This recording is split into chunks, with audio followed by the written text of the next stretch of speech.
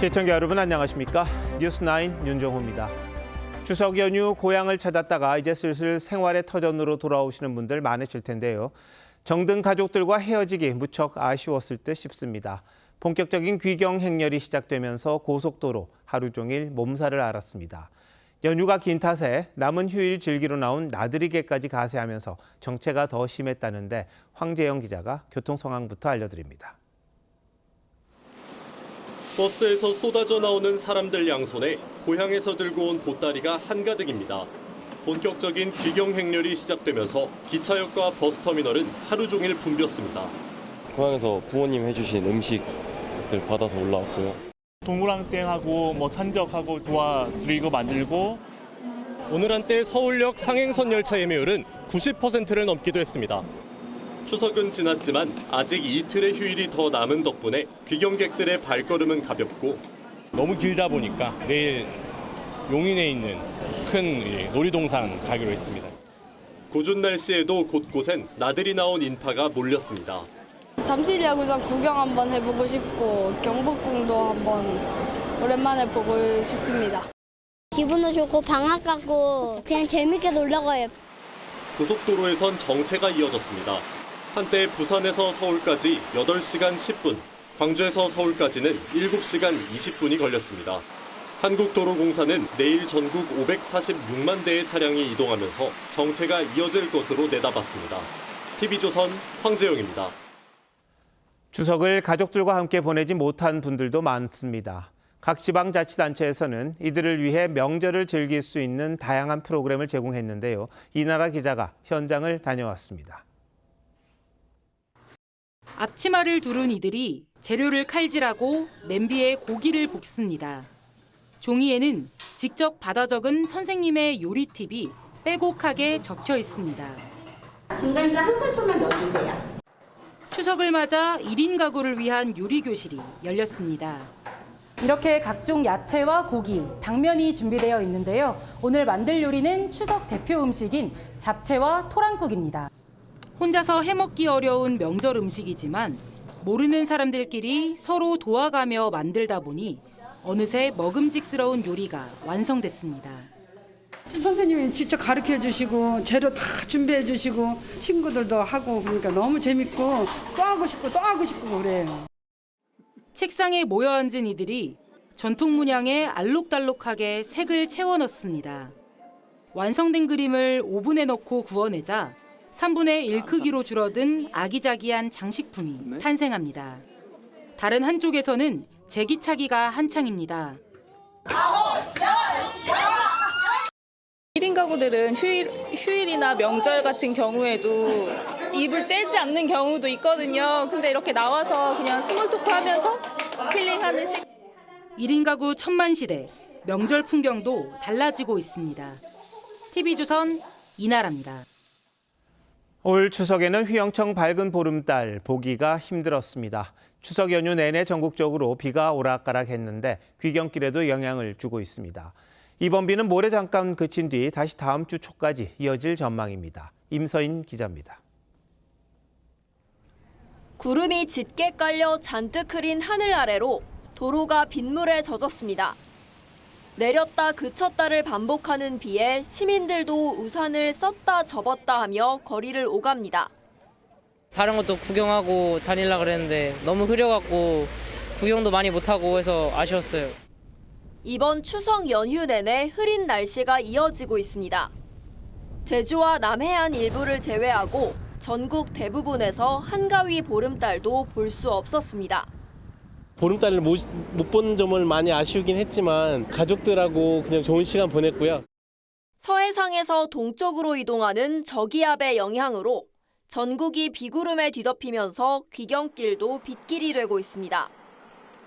찬이슬이 맺히기 시작하는 한로절기인 내일도 인천과 경기 남부, 충청권을 시작으로 전국 곳곳에 비가 내리겠습니다. 모레까지 강원 동해안에 최대 20mm, 경북 동해안에는 10mm의 비가 내리겠습니다. 연휴 마지막 날인 모레 잠시 하늘이 맑겠지만 금요일 수도권과 강원 지역을 중심으로 다시 비가 시작되겠습니다. 금요일 밤부터 월요일까지 수도권과 강원도를 중심으로 비가 내리겠고 화요일에 충청권에도 비가 내리겠습니다. 일본으로 북상 중인 22호 태풍 한롱은 우리나라에 직접적인 영향을 주지는 않겠습니다. 다만 파도가 강해져 동해에서는 물결이 최고 3.5m까지 일어 대비가 필요한 상황입니다. TV조선 임서인입니다. 국가 전산망 화재 재난 상황 속에 이재명 대통령 부부가 녹화를 진행해 논란이 일었던 예능 프로그램 어젯밤 방영됐습니다. 이 대통령은 유명 셰프들이 차려준 음식을 먹고 이른바 K푸드의 세계화를 강조했는데 방송이 나간 뒤에도 이런저런 공방이 사그러들지 않고 있습니다. 최민식 기자입니다. 예능 프로그램에 출연한 이재명 대통령 부부는 K푸드 전도사를 자처했습니다. 진짜 문화의 핵심은 음식이죠. K푸드를 좀 많이 수출해야 되겠다. 누룽지에 시래기 등을 올린 이재명 피자를 먹고 나선 독자적 상품으로 만들어야겠다고 하기도 했습니다. 민주당 의원들은 호평을 쏟아냈습니다. 박수현 수석 대변인은 애국심과 자부심으로 시청했다며 K푸드 확산과 수출에 대한 열정이 넘쳐났다고 했고, 김현 의원은 국민들에게 환한 웃음과 행복을 줬다고 했습니다. 민주당은 국가 전산망 화재 국면에 예능 프로그램 녹화를 비판한 국민의힘 주진우 의원에 이어 장동혁 대표를 추가로 경찰에 고발했습니다. 24시간의 행적이 거짓말이었다라고 명백하게 또 허위 사실을 유포했습니다. 국민의힘은 위기 앞에서도 카메라만 바라보는 정치쇼 본능이라며 직원을 잘한다는 김현지 실장이 말렸어야 했다고 날을 세웠습니다. 개혁신당 이준석 대표는 복구에 모두가 진땀을 흘리던 시각, 대통령은 냉장고 앞에 서 있었다고 지적했습니다. 유튜브에 올라온 예고편 영상엔 댓글이 3만 개를 넘었는데 재밌게 시청했다는 의견부터 국가 재난 상황에 예능 출연은 부적절하다는 비판이 엇갈렸습니다. 일부는 비판 댓글이 자꾸 지어진다는 항의를 하기도 했습니다. TV조선 최민식입니다. 연휴 기간 조용하던 민주당 정청래 대표가 이른바 개혁을 강조하는 메시지를 연속해서 SNS에 올렸습니다. 우상호 정무수석이 당과의 의견 차이를 일부 드러낸 데 대한 반발로 보이는데 무슨 일이 있었던 건지 고유동 기자가 알아봤습니다. 민주당 정청래 대표는 오늘 오전 SNS에 상기하자는 메시지를 8분 동안 3개나 연달아 올렸습니다. 비상계엄, 검찰 만행, 조희대의 난을 잊지 말자면서 검찰 사법개혁의 당위성을 강조한 걸로 보입니다. 정 대표의 메시지는 우상호 정무수석이 개혁 방식 개선을 언급한 지 하루 만에 나왔습니다. 우 수석은 어제 당과 대통령실 사이에서 가끔 속도나 온도차가 날 때가 있다며 이로 인한 고민을 할 때 가장 난감하다고 했습니다. 개혁의 접근 방식 개선이 좀 있어야 되겠다는 생각은 좀 하고 있습니다. 네. 좀 시끄럽지 않게 하는 방식 이런 게 필요할 것 같아요. 우 수석이 개혁 속도와 방식 등에 당정대 이견이 있었음을 시인한 셈인데 정 대표가 상기하자는 메시지를 통해 자신의 입장을 우회적으로 재확인한 거란 해석이 나옵니다. 지금 바로 검찰개혁 TF, 언론개혁 TF, 사법개혁 TF를 가동시키겠습니다. 추석 전에 3대 개혁 작업을 마무리하겠습니다. 법사위 소속 민주당 박지원 의원도 우 정무수석을 겨냥해 당이 왜 이래라고 하면 안 된다면서 그런 말은 카톡방에서나 할 말이라고 직격했습니다. TV조선 고이동입니다. 국민의힘 장동혁 대표는 청년들과 함께 영화 관람에 나섰습니다. 이승만 전 대통령을 재조명해 100만 관객을 모았던 건국전쟁 후속작을 보면서 지지층 결집에 나선 겁니다. 이 대통령의 예능 출연과 관련한 언급도 있었는데 한송원 기자가 보도합니다. 장동혁 국민의힘 대표가 청년들과 함께 영화 건국전쟁2의 김덕영 감독을 만나 이야기를 나눕니다. 새로운 역사적 사실뿐만 아니라 역사를 바라보는 다양한 관점을 서로 존중해야 된다고 생각을 합니다. 건국전쟁2는 해방전국에서 좌우 이념 갈등을 다룬 영화입니다. 영화진흥위원회가 정치 편향성을 이유로 독립영화 승인을 불허해 논란이 됐고 제주 4.3 사건 유족들이 역사 왜곡이라고 반발하기도 했습니다. 어떤 특정 관점에서 해석하는 건 전혀 아니고요. 오로지 객관적인 사실을 비춰내갖고 우리가 잘 몰랐던 1945년부터 1950년 6월 25일까지 장 대표는 영화 관람 뒤 청년들과 간담회에서 언제부터인가 역사적 사실마저도 입틀막 대상이 되어버렸다고 강조했습니다.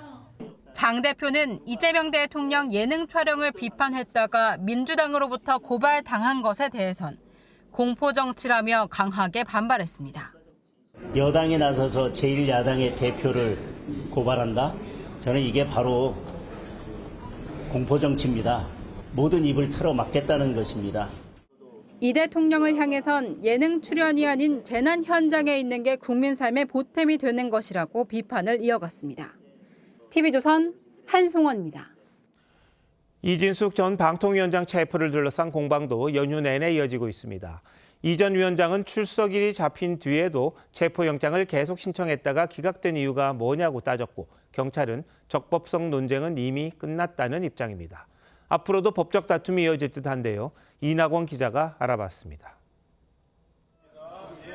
이진숙 전 방통위원장이 법원의 체포적부심 인용 후 경찰서에서 걸어 나옵니다. 이재명 검찰과 이재명 경찰이 세운 수갑을 그래도 사법부에서 풀어주었습니다. 석방된 이 전 위원장은 오늘 SNS를 통해 체포적부심에서 경찰이 이미 2차례 체포영장을 신청했다가 기각된 걸 알게 됐다고 밝혔습니다.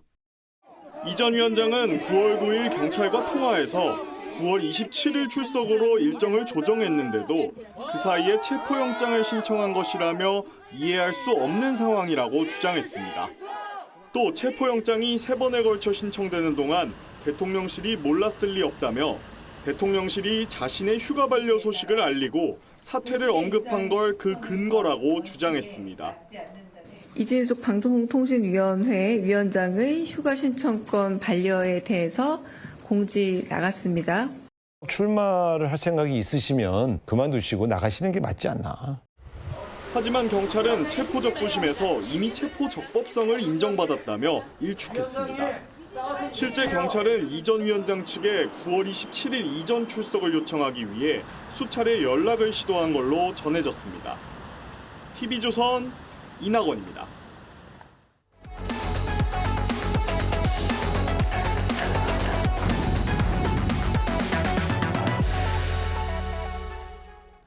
이번 22대 국회는 역대 어느 때보다 대화와 타협이 사라지고 여야의 극한 대립만 계속되고 있습니다. 범여권이 180석을 넘기면서 개헌 빼고는 모든 걸 야당 협조 없이 할 수 있기 때문입니다. 여권 지지자들은 입법 속도전에 환호하지만 야권은 무력감만 호소하고 있습니다.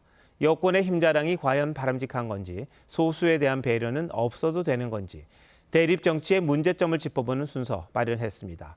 먼저 법사위부터 알아볼 텐데요. 법 체계를 꼼꼼히 따져야 할 법사위가 지난 20개월 동안 제2소위를 단 한 번 열었다고 합니다. 뭐가 문제인지 먼저 변정형 기자가 단독 보도합니다.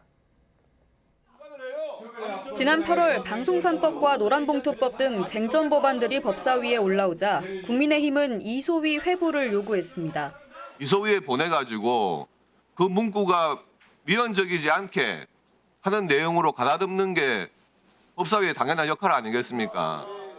하지만 민주당 소속 법사위원장들은 2소위 회부 요구를 받아들이지 않고 쟁점 법안들을 모두 전체 회의에서 표결 처리했습니다. 법사위 2소위는 타 상임위 법안의 체계 자구를 심사하는 곳으로 야당 간사가 위원장을 맡아왔습니다. 합의 처리를 위한 수기의 관문으로도 불리는 이유입니다. 하지만 지난달 정부조직법 처리 때도 2소위 논의 요구는 받아들여지지 않았습니다. 2소위를 완전히 형용하고 2소위에 어떤 법안도 지금 회부를 하지 않고 있는데 19대 국회 땐 2소위가 30차례나 열리기도 했지만 이번 22대 국회에선 1년 4개월 동안 단 한 번밖에 열리지 않았습니다. 그만큼 법사위에서 일방 처리된 법안이 많았다는 의미입니다. 지난 3월 코로나19 백신 피해 보상 특별법이 2소위에서 합의 처리된 게 유일합니다. 2소위로 보내서 2소위로 이건 보내서 아니 2소위가 그래도 열리긴 해야 될 거 아니에요. 지난 21대 국회부터 소수당이 법사위원장을 맡는 관례마저 깨진 가운데 법사위의 다수결 독주는 당분간 이어질 전망입니다. TV조선 변정현입니다. 국회법엔 다수 독재에 맞설 수 있는 소수 야당의 견제 장치가 여럿 있습니다. 하지만 그마저도 의석수 차이가 어느 정도일 때 얘기지 전체의 5분의 3을 넘는 범여권 앞에선 아무 소용이 없습니다. 여당은 소수당 최후의 저항 수단이죠. 필리버스터까지 손볼 태세입니다. 이어서 장윤정 기자입니다. 방송 3법 등 쟁점 법안들이 법사위에서 거수 투표로 무더기 통과됩니다. 먼저 찬성하시는 위원들은 손을 들어주시기 바랍니다. 이처럼 상임위에서 표결 처리된 법안은 이 민주당과 과거 새누리당의 의석수가 비슷했던 20대 국회에선 7건에 불과했습니다. 하지만 22대 국회 들어선 180건으로 25배 넘게 늘었습니다. 타 상임위에서 법사위로 넘어온 법안은 닷새의 숙려기간이 필요하지만 표결로 건너뜁니다. 숙려기간 5일이 경과되지 않았으므로 위원회의 의결을 통해 상정하고자 하는데 이의 없으십니까? 숙려기간이 되지 않은 법안을 이렇게 올려서 저희 급하게 이렇게 하는 것은 졸속 중의 졸속이라는 말씀을 지적을 드리고요. 최장 90일까지 수기할 수 있도록 한 안건 조정위 제도도 있습니다. 하지만 방송 3법, 덧센 특검법 모두 안건 조정위는 1시간도 안 돼 종료됐습니다. 야당 몫으로 들어간 조국혁신당이 민주당과 함께 다수결로 움직인 겁니다. 본회의 필리버스터 역시 무제한 토론이란 이름이 무색하게 번번이 24시간 만에 끝납니다. 무제한 토론 종결 동의의 건은 가결됐음을 선포합니다. 5분의 3 이상 의석으로 강제 종료할 수 있기 때문입니다. 민주당은 그마저도 필리버스터 남발을 막겠다며 법 개정을 예고한 상태입니다. TV조선 장윤정입니다.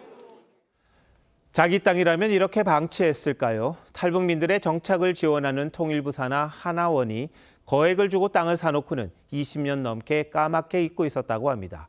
어떻게 이런 일이 일어날 수 있었는지 전정원 기자가 단독 취재했습니다. 잡초가 발목을 덮을 만큼 무성하게 자랐고 곳곳에 쓰레기가 나뒹굽니다. 탈북민 정착지원사무소 하나원이 소유한 국유지입니다. 상당히 오랜 시간 관리가 이루어지지 않은 듯 이렇게 부지한 가운데 부패된 동물 사체까지 방치돼 있습니다. 탈북민이 급증하던 2003년 하나원은 기존 시설 옆에 1,300평 규모 확장 부지를 사들였습니다. 하지만 부지 절반의 체육시설만 지은 뒤 남은 땅을 20년 넘게 방치했습니다. 이동주의 같은 거 주문하고 또 하우스 이렇게 조그맣게 수렵하는 경기 이런 거 갖다 보다 확장 부지가 방치된 사이 탈북민 숫자는 계속 늘었고 결국 강원도에 제2 하나원을 만들었습니다. 까맣게 잊혀졌던 땅의 존재는 지난해 정부가 유휴국유지 회수 조치에 나서면서 드러났습니다. 통일부는 내부 감사를 통해 뒤늦게 확인하고 땅은 되돌려받았지만 관리자들에 대한 징계 등 조치는 이뤄지지 않았습니다.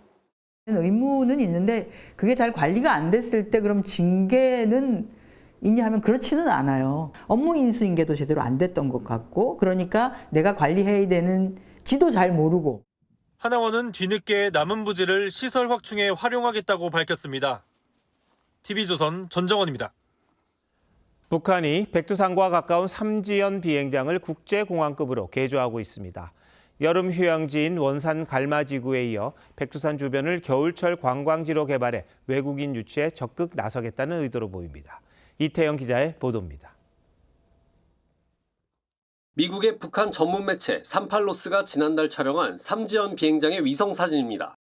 기존보다 수십 배 큰 터미널을 짓는 기초공사가 진행 중이고 새 기차역을 위한 지지대도 설치됐습니다. 삼지연 비행장은 약 30km 떨어진 백두산 관광의 핵심 인프라지만 짧고 낡은 활주로 한 개뿐이어서 대형 여객기가 드나들기 어려웠습니다. 지난해 10여 차례 러시아 단체 관광객이 다녀간 것으로 알려졌는데 재건축이 마무리되면 평양을 거치지 않고 곧바로 올 수 있습니다. 북한 지금 국제 제재 때문에 경제 위기를 극복하기 위한 중요한 출구를 관광산업 육성으로 보고 있어요. 북한은 지난 여름 10년 수건 사업이던 강원도 원산 갈마지구 해안 리조트를 개장했고 일부 러시아 관광객이 다녀가기도 했습니다. 원산 갈마 해안 관광지구가 손색 없이 완공되어 전국 각지의 인민들이 연이어 찾아가 휴양을 시작하였으며 다만 비수기 활용도가 떨어지는 만큼 북한이 겨울철 삼지연과 백두산을 통해 추가 외화벌이에 나설 거란 분석이 나옵니다. TV조선 이태형입니다. 한밤중 부산의 한 노래방에서 불이 났습니다. 한 명이 숨진 채 발견됐고 6명은 연기를 흡입해 병원으로 옮겨졌습니다. 김동영 기자입니다. 상가 건물에서 희뿌연 연기가 치솟습니다. 한 남성이 건물 4층 창틀에 매달린 채 구조를 기다립니다. 4층에 저기 창문에서 뭐 구해달라는 살려달라고 막 한 사람이 있었거든요. 있었는데 사다리차가 왔는데 사다리를 펴질 못하고. 오늘 새벽 1시 20분쯤 부산 영도구의 한 노래방에서 불이 났습니다. 급속도로 퍼진 연기는 3층 PC방과 4층 고시원까지 순식간에 뒤덮었습니다. 어떤 분이 불이야 외치셔가지고 나와보니까 연기가 꽉 찼더라고요. 바로 옥상으로 대피를 했죠. 건물 안에 있던 30여 명이 긴급 대피했고 불이 난 노래방 손님 2명 등 6명이 연기를 들이마셔 병원으로 이송됐습니다. 노래방으로 향하는 건물 통로는 불길에 벽면과 천장이 모두 녹아내렸고 검은 그을음으로 가득 찼습니다. 그런데 화재 진압 이후 소방이 노래방 내부를 수색하는 과정에서 불에 탄 시신이 발견됐습니다. 경찰은 시신 발견 장소가 평소 노래방 업주가 사용하던 곳이란 정황을 확보하고 업주가 불길을 피하지 못해 변을 당한 것으로 보고 있습니다. 입구만 거기가 좀 많이 타다 있는데 그건 노래방 아닙니다. 경찰과 소방당국은 합동감식을 통해 정확한 화재 원인을 조사할 계획입니다. TV조선 김동영입니다. 이번 연휴에는 시민들이 갯벌에 고립되는 사고가 잇따랐습니다.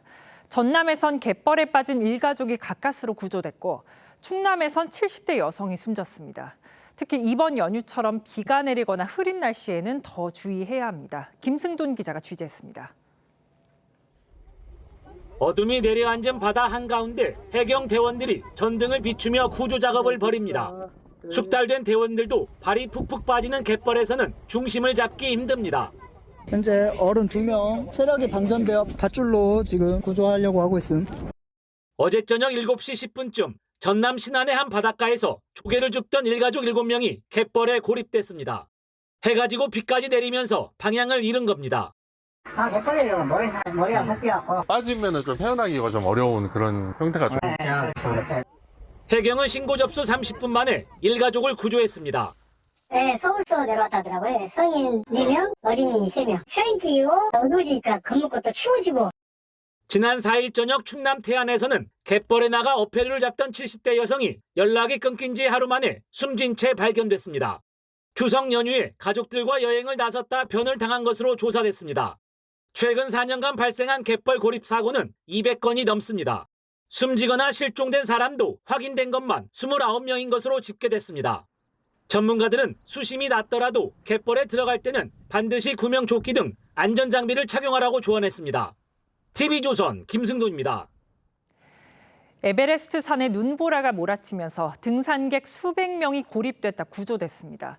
하지만 인근 봉우리에서 눈보라에 갇혔던 한국인 1명은 목숨을 잃었습니다. 최윤정 기자가 보도합니다. 구조대가 등산객의 시신을 수습합니다. 현지 시간 6일 해발 6,000m의 네팔 동부 메라피크봉에서 40대 박모 씨가 숨진 채 발견됐습니다. 박 씨는 지난 4일 메라피크 정상 등반을 시도했다가 하산하던 중 눈보라에 발이 묶인 뒤 저체온증으로 숨진 것으로 알려졌습니다. 동행한 등반 안내인은 해발 5,800m 지점에서 헬기에 구조됐습니다. 무릎 높이까지 쌓인 눈 위를 힘겹게 걸어가고 야영 텐트는 반 이상이 눈에 덮여버렸습니다. 중국 티베트 자치구의 에베레스트산 동쪽 경사면에서는 폭설과 눈보라가 몰아치면서 등산객 수백 명이 고립됐습니다. 可能10分钟左右就需要清一次帐篷，不然的话，帐篷就会被大雪的重量把它压下来。我们聚在一起，包括取暖啊什么的。 구조대가 투입돼 등반객 350명이 인근 마을로 대피했고 나머지 200여 명도 순차적으로 대피 중입니다. You could get a metre of snow or more, and what with the rarefied air up there and the extreme cold, I mean, it does add to the danger. People could die of acute mountain sickness up there, AMS. 고봉이 몰려 있어 등산객이 많이 찾는 히말라야 산맥에서는 해마다 사망 사고가 끊이질 않습니다. 해발 8,000m 높이의 안나푸르나에서는 지난 4월 60대 한국인 남성이 하산 중 고산병으로 숨졌고 2년 전엔 50대 한국인 여성이 숨진 채 발견됐습니다. TV조선 최윤정입니다. 내년부터 곰 사육이 전면 금지됩니다. 최근 좁은 철창에서 웅담 채취용으로 길러지던 곰 10마리가 보호시설로 옮겨졌는데 이 외에도 사육되는 곰은 아직 너무나도 많습니다. 법 시행을 앞두고 차정승 기자가 실태를 취재했습니다. 비좁은 철창 안에서 마취총을 맞은 곰이 잠시 휘청이더니 이내 쓰러집니다. 웅담 채취용으로 농가에서 기르던 사육곰인데 구조를 위해 잠시 안정을 취하게 하려는 겁니다. 올립니다. 하나, 둘, 셋. 74.7. 사육곰들은 이가 빠지고 눈이 잘 보이지 않는 등 건강이 악화된 상태이고 한 마리는 아예 팔과 다리가 잘렸습니다. 구조된 곰 10마리는 전남 구례의 국내 첫 공영 보호시설로 이송됐습니다. 곰 사육과 거래는 내년부터 전면 금지되는데 아직도 전국에 240여 마리가 남아있는 상황입니다. 민간에서 야생 동물을 사육하고 판매하는 시설은 오는 12월부터 영업 허가를 받아야 합니다. 불법 거래와 야생동물 유기를 방지하자는 취지입니다. 법 시행을 앞두고 정부가 첫 실태 조사를 했습니다. 야생동물 영업장은 전국에 632개소로 종류별로는 파충류 영업장이 66%로 가장 많았습니다. 포유류 영업장은 평균 80마리를 보유하고 있었고 한 달에 평균 29마리가 팔렸습니다. 전체 영업장의 연간 평균 매출은 1억 3,600만 원이었습니다. 법을 잘 살려내면서 그리고 동물 복지도 보장하고 관리 감독하는 부분들 이런 것들이 더 좀 중요할 것 같습니다. 12월부터 영업 허가제가 시행되면 사업자는 법 기준에 따라 동물을 관리해야 하며 위반 시 허가 취소나 영업이 정지될 수 있습니다. TV조선 차정승입니다. 해외여행하고 돌아오면서 기념품과 선물 많이 사들고 오실 텐데요. 어떤 물품은 반입이 불가능하거나 일정 수량을 넘기면 따로 세금을 내야 합니다. 어떤 물품들이 문제가 될까요? 인천공항세관에 다녀온 노도일 기자가 알려드리겠습니다. 인천공항 세관 창고. 곳곳에 비닐로 감싼 물건들이 놓여 있습니다. 관절에 좋다는 일본 영양제, 애주가들에게 인기를 끌고 있는 숙취해 소재, 장식용 도검과 외국산 담배, 컵 모양의 곤약 젤리 등 다양합니다. 모두 반입금지 품목이거나 면세 한도를 넘긴 물건들입니다. 컵 형태로 된 그 곤약 젤리인데요. 한 번에 목이 탁 들어가면서 걸려가지고 질식할 우려가 있기 때문에 그 식약처에서 반입을 제한한. 한 사람이 이렇게 외국산 담배 28kg을 들여오다 적발되기도 했습니다. 담배는 한 보루, 농산물은 5kg까지만 면세고 그 이상은 세금을 내야 합니다. 액상 담배는 니코틴 함량 1%, 의약품은 석 달치, 건강식품은 6병까지만 사실상 반입이 허용됩니다. 명품 모조품도 엑스레이 검사를 통해 압수당합니다. 통관을 제한한 상태거든요. 칠해져 있는 부분이라든지 이런 부분들이 굉장히 그 완성도가 좀 떨어집니다.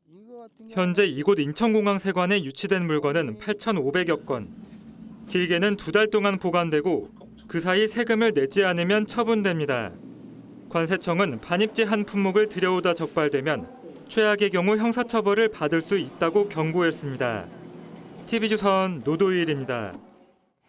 최근 정부가 부동산 시장을 교란해 이득을 얻는 중개업체에 대해 엄정 조치하겠다고 밝혔죠.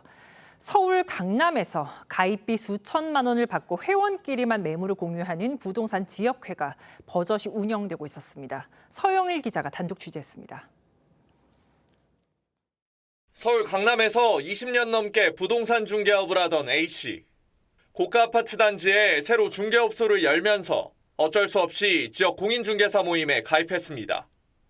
비용은 한 업소는 2,000을 받았고요. 나머지 11개 업소는 3,000씩을 받았고, 비회원들하고는 거래를 못하게 하고 회원끼리는 서로 물건을 주고받으면서 비회원과는 매물 공유도 안 하다 보니 거래가 쉽게 성사되지 않은 문제도 있었습니다. 주인들은 내용을 모르죠. 내놨는데 여기만 믿고 내놨는데 거래가 빨리 왜 안 되는지 모르겠다 해도 우리가 말을 못하죠. A씨는 지역회가 재건축 조합과 연계해 특정 물건에는 중개수수료 하한선을 정하거나 직원 채용에도 관여했다고 털어놨습니다. 해당 지역회 대표는 불가피한 선택이라고 말합니다. 근무하던 사람들이 데려가게 되면 내 노하우, 내 단골손님들 정보가 다 유출되는 거란 말이래요. 이렇게 겉으로는 친목 모임이지만 폐쇄적으로 운영되는 지역회는 곳곳에 있습니다. 개별 단체가 있을 뿐 아니라 이걸 합쳐가지고 연합회를 구성하고 있고, 구도심 이런 지역일수록 회가 세요. 공동중개가 안 된다? 그러면 그 부동산은 문 닫아야 합니다. 문제는 공동중개를 막는 담합은 법으로 금지돼 있다는 겁니다. 실제로 송파구 한 지역회 관계자는 법원에서 실형 선고를 받기도 했습니다. 지역회 문제가 소비자 피해로 이어질 수 있는 만큼 정부와 지자체의 철저한 관리 감독이 필요해 보입니다. TV조선 서영일입니다. 이번 추석 연휴는 중국인들의 국경절 황금 연휴와도 겹칩니다. 여기에 지난주부터 무비자 입국 정책까지 시행됐죠. 중국인 관광객들이 대거 한국을 찾으면서 국내 유통과 관광업계가 활기를 띠고 있습니다. 정은아 기자가 현장을 둘러봤습니다. 인기 애니메이션으로 꾸며진 편의점 안에서 중국인 관광객들이 우유와 냉동식품, 라면을 쓸어 담습니다. The decoration is really fascinating and it's very interesting. I love the Shin Ramyeon. It's very nice. 중국인 단체 관광객 무비자 입국이 허용된 첫날인 지난달 29일부터 3일간 이 편의점 업체의 매출은 2배 이상 증가했는데 한 편의점은 하루 매출은 100배 이상 급등하기도 했습니다. 중국인들에게 특히 인기 있는 바나나 우유로만 판매대를 채운 곳도 등장했습니다. 一直想来的，今年的话，现在10月1号嘛，正好有这个空，就来玩一下。banana milk， 喜欢。 면세점도 연휴를 반납하고 손님 맞이에 나섰습니다. 然后因为一直很喜欢三星这个品牌嘛，刚刚做搜索的时候发现这里好像10层也有一个三星的专卖店，一会儿准备去买个三星的手机。 무비자 입국이 허용되는 내년 6월까지 약 100만 명의 유커가 한국을 찾을 것으로 보여 국내 관광 유통업계엔 활력소가 될 전망입니다. 이미 프리미엄화된 소비를 하고 있고 체험형 소비를 하기 때문에 이들이 향후에 반복해서 한국을 찾는 고정 관광객이 될 수가 있다. 다만 과도한 관광객 유입으로 인한 오버 투어리즘과 반중 정서 확산을 우려하는 목소리도 나옵니다. TV조선 정은아입니다. 긴 연휴를 맞아 전국 공항들은 여행객들로 붐비고 있습니다. 하지만 제주 항공 참사가 발생한 무안공항은 다릅니다. 여전히 문이 닫힌 채 적막감만 감돌고 있는데 지역 관광업계도 깊은 침체에 빠졌습니다. 박건우 기자가 취재했습니다. 공항 내부가 텅 비었습니다. 지난해 12월 179명의 사망자를 낸 제주항공 참사가 발생한 무안국제공항입니다.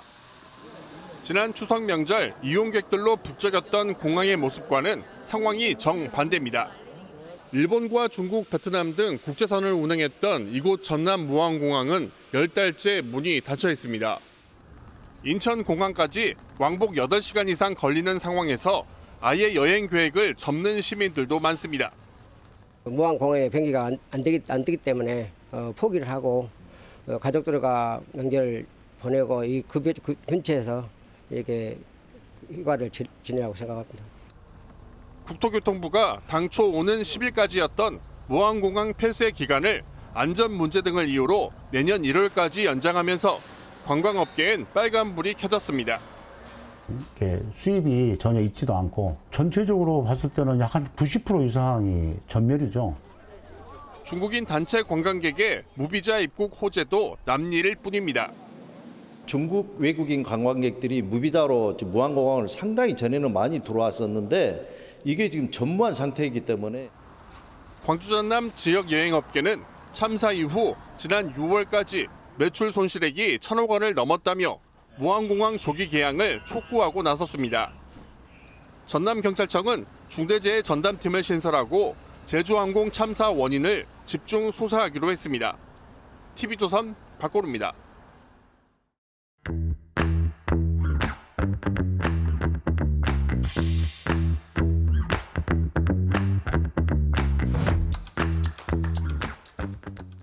AI 시대에 가장 중요한 게 뭘까요? 바로 전력입니다. 우리나라는 제2의 탈원전이 사실상 시작된 반면 다른 나라는 폭증하는 AI 시대의 전력 수요를 감당하기 위한 전력 확보에 사활을 걸고 있습니다. TV조선은 전 세계에서 펼쳐지고 있는 에너지 전쟁 현장을 둘러보는 기획 시리즈를 마련했습니다. 첫 순서로 원전 300기 건설을 목표로 내건 미국의 속내를 박상현 기자가 알아봤습니다. 경제성 부족으로 지난 2019년 조기 폐쇄된 미국 3마일 섬 원전 1호기. 내후년 재가동을 위한 작업이 한창입니다. 마이크로소프트가 앞으로 20년간 이 발전소에서 생산하는 전기를 모두 사들이기로 했기 때문입니다. It feels so good to be back! Crane Unit 1 here is poised to deliver 835 megawatts of zero carbon electricity. 저렴한 전기요금 덕에 미국의 에너지 허브가 된 와이오밍주. 마이크로소프트는 이곳에서도 소형 모듈 원전, SMR과 데이터 센터를 건설 중입니다.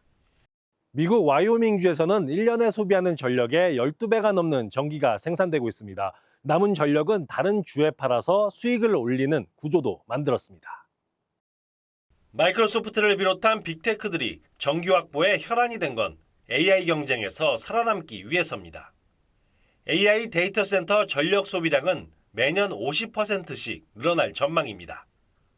트럼프 정부도 적극적인 뒷받침에 나섰습니다.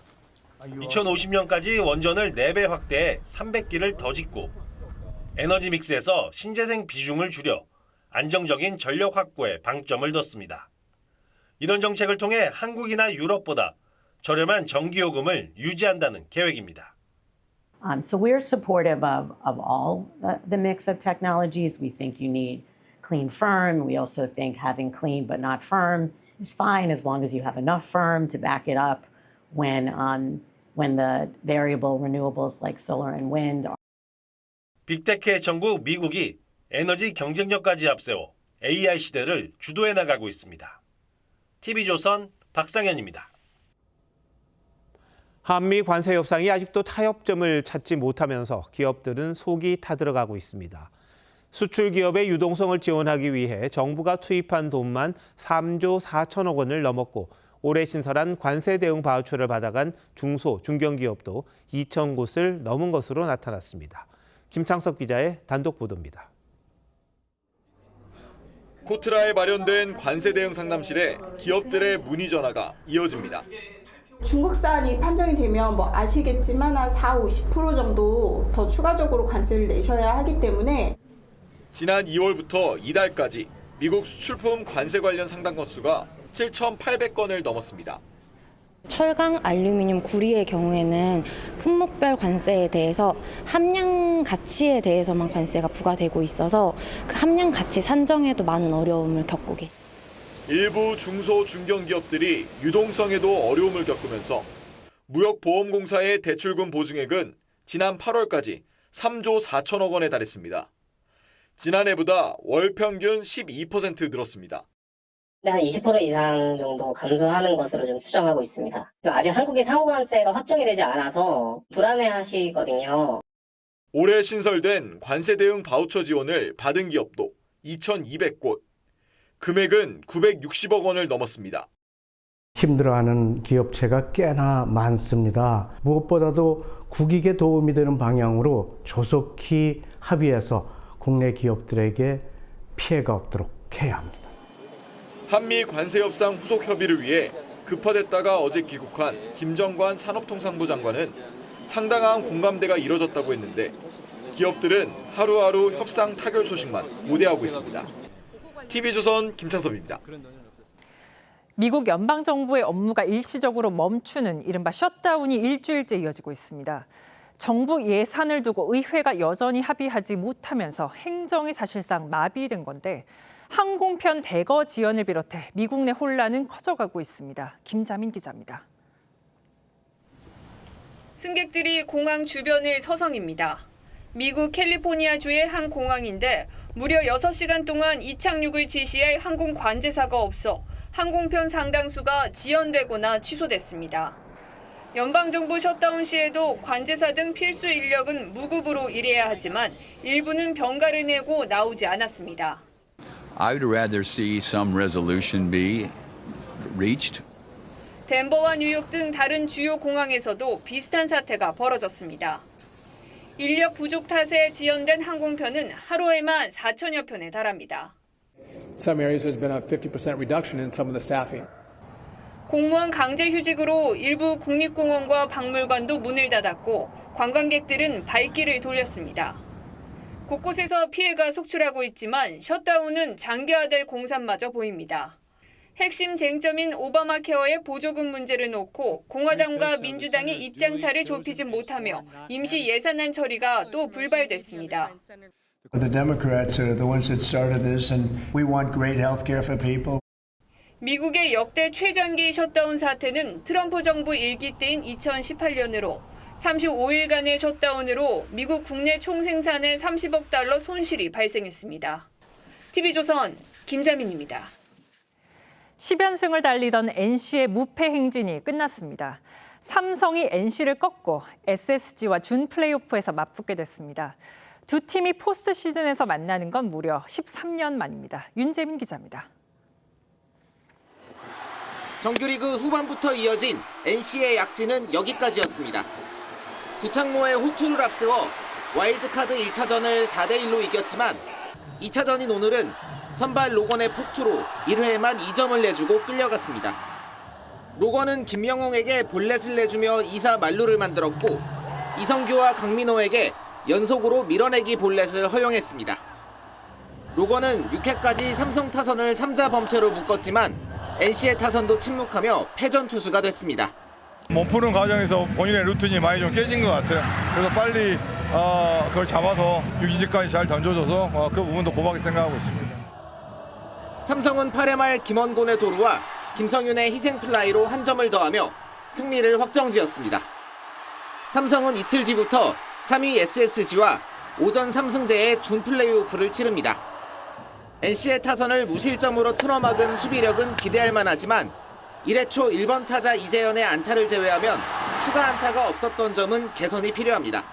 다시 한번 정비를 잘 해서 타선도 이제 힘을 발휘해야 되지 않을까. 그래야지 또 준표에서도 좋은 모습을 보일 수 있을 거라 생각하고 있기 때문에. SSG와 삼성이 가을 야구에서 만나는 건 SK 와이번스 시절이던 2012년 한국 시리즈 이후 13년 만입니다. TV조선 윤재민입니다. 삼바 군단 브라질과 맞대결을 앞둔 우리 축구대표팀이 빗속에서도 맹훈련을 소화했습니다. 팬 수백 명이 찾아와 응원했는데 선수들도 팬 서비스로 화답했습니다. 이다솜 기자가 다녀왔습니다. 축구대표팀의 든든한 맏형 손흥민과 이재성이 공을 주고받으며 몸풀기를 시작합니다. 오늘 새벽 도착에 비까지 내렸지만 훈련장을 찾은 팬들 생각에 피로는 찾아볼 수 없습니다. 300명의 축구팬이 지켜본 가운데 브라질전을 앞둔 홍명보호가 26명 완전체 훈련을 진행했습니다. 지난 소집에서 빠졌던 황인범을 비롯해 몸 상태가 우려됐던 김민재까지 90분 가까운 훈련을 무리 없이 소화했습니다. 선수들은 훈련이 끝난 뒤 팬들과 일일이 하이파이브를 하는 등 즐거운 시간을 보냈습니다. 지난 미국 원정에 이어 한국에서는 처음 소집된 독일 혼혈 카스트로프도 설렘을 감추지 않았습니다. Welcome at the airport. Of course, there's a difference. Last time when I visited Korea in December, there was not so much people that knew me. 우리 대표팀과 맞대결을 펼칠 피파 랭킹 6위, 브라질 대표팀도 한국팀에 앞서 같은 훈련장에서 본격적인 대회 준비에 나섰습니다.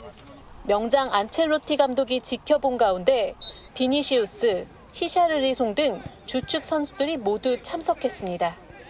지난 미국 원정에서 1승 1무를 기록하며 자신감이 차오른 홍명보호는 오는 10일 서울 월드컵 경기장에서 브라질전 승리에 도전합니다. TV조선 이다솜입니다.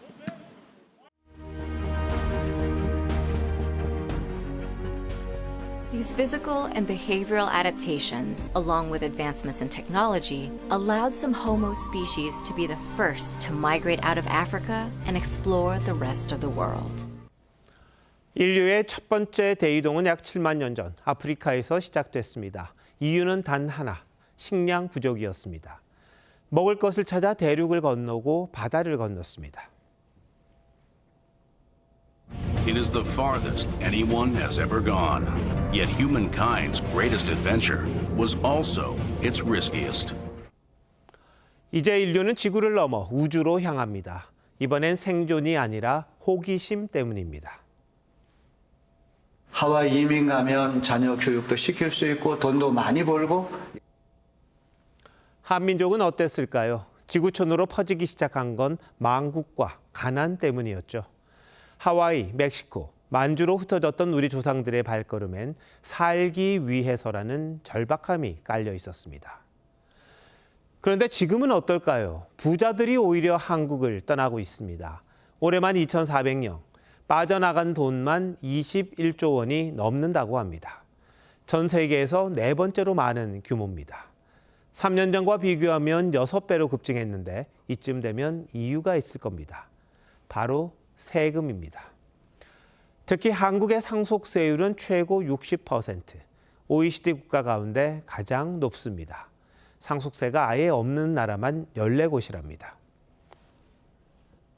과도한 상속세 부담으로 국내 1위 가구업체인 한샘, 밀폐 용기의 대명사였던 락앤락 등도 상속 증여세 이슈로 경영권이 사모펀드 등에 넘어갔습니다. 중산층마저 상속세를 걱정해야 한다면 이건 문제입니다. 서울 아파트 평균가가 10억 원을 넘어섰기 때문입니다.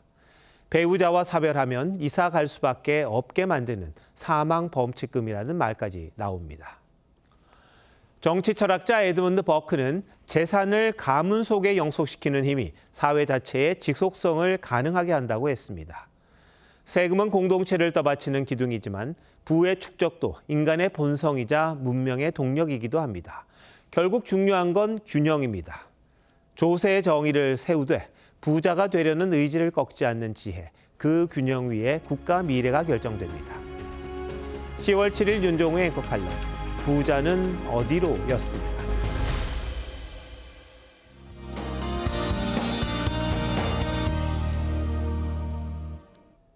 연휴 내내 궂은 날씨가 이어졌지만 추석 연휴를 맞아 가을빛 속 꽃 구경을 즐기는 시민들의 모습 볼 수 있었습니다. 내일 오후까지 곳곳에 약한 비가 이어질 텐데요. 내일 밤부터는 강원 동해안과 산지에 20mm, 그 밖의 지역은 5에서 10mm의 비가 내리겠습니다. 내일 아침 기온 서울 17도로 오늘보다 조금 높게 출발하고요. 내일 한낮 기온 서울과 광주가 27도로 낮 기온이 다시 올라갑니다. 서울은 오늘보다 7도가량 올라 다소 덥게 느껴지겠습니다. 바다의 물결은 최고 3.5m까지 높게 일겠고 당분간 동해안과 제주 해안은 높은 너울에 주의하셔야겠습니다. 연휴의 마지막 한글날인 모레는 모처럼 맑은 하늘 드러나겠습니다. 일상으로 돌아가는 금요일 밤부터 주말까지 수도권과 강원에 또다시 비가 내릴 전망입니다. 날씨였습니다. 10월 7일 화요일 뉴스9 마칩니다. 시청해 주셔서 고맙습니다.